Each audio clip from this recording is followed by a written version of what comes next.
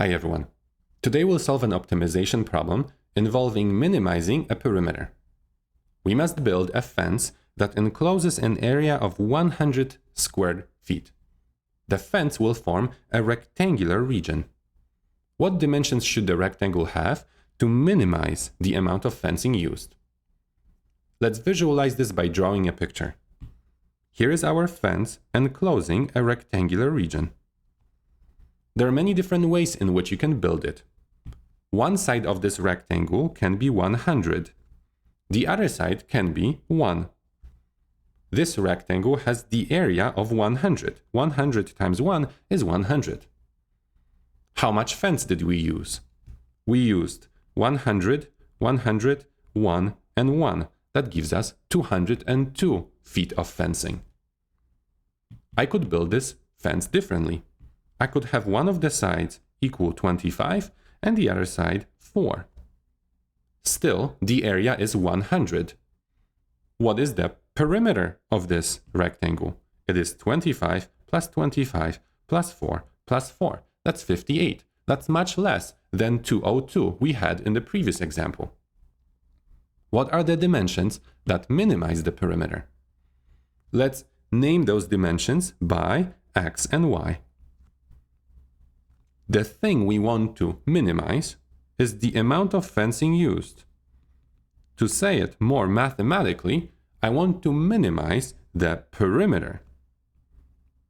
And I know that the perimeter is given by x plus y, which is 2x plus 2y.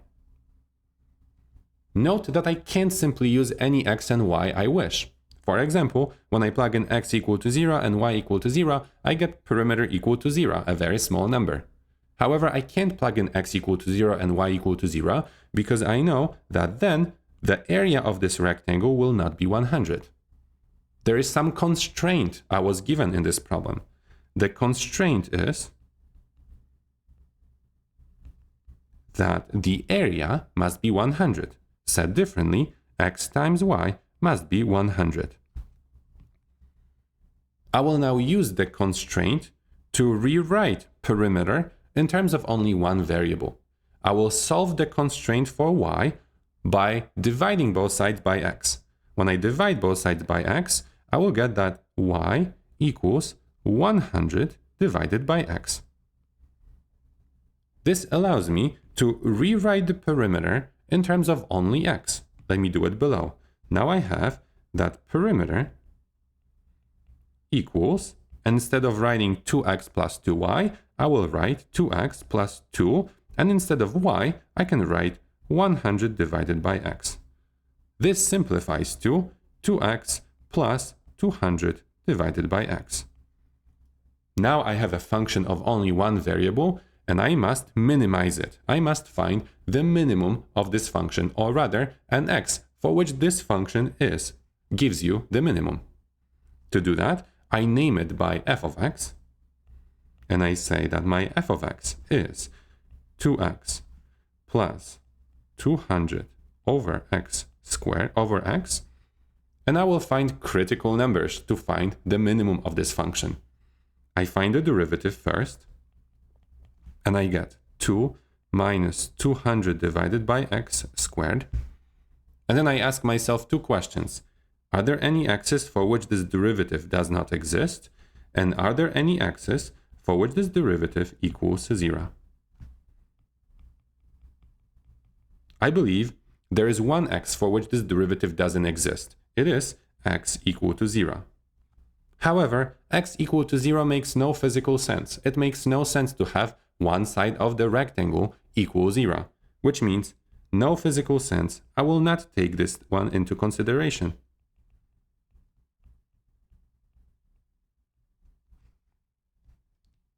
To determine x's for which this derivative equals to 0, I will set the derivative equal to 0. And I get 2 minus 200 over x squared equals 0. This gives me 200, or rather this gives me 2 equals 200 over x squared. Multiply both sides by x squared, you get 2x squared equals 200. You get x squared equals 100, which tells you that x equals plus or minus 10. Out of these two numbers, there's only one that makes physical sense. Only x equal to 10 makes physical sense.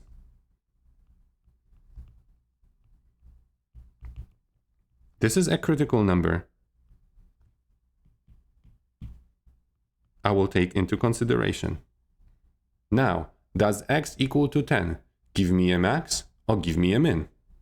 Let's determine it by determining the second derivative.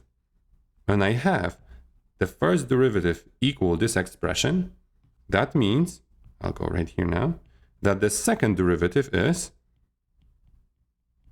the derivative of 2 is 0, the derivative of this expression is 400 divided by x to the third power. Just a quick reminder how I did it. When you have negative 200 divided by x squared, you have negative 200 divided by x squared, that's the same thing as negative 200 times x to the negative second power.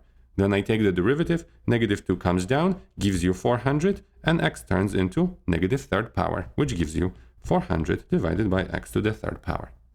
So the second derivative is this. Note that the only x's that make physical sense here are x's that are positive. The domain of my function was x's that were positive. Now, no matter what positive x I plug in, I will always get a positive number here. Let's write that down. This is always positive on the interval from 0 to infinity. For all positive x's, this is always positive. This tells you that this function is always concave up. The original function is always concave up. And because you get a function that is always concave up, that tells you that you not only get a local minimum, but you get absolute minimum on that interval. X equal to 10 must give you absolute minimum. The function is always concave up, which means your local minimum is also absolute. Because x is 10, y also must be 10, because we know that y equals 100 divided by x. When you plug in 10 to this expression, you get that y is 100 divided by 10, which is 10. So you know that the dimensions that minimize the perimeter are x equal to 10 and y equal to 10.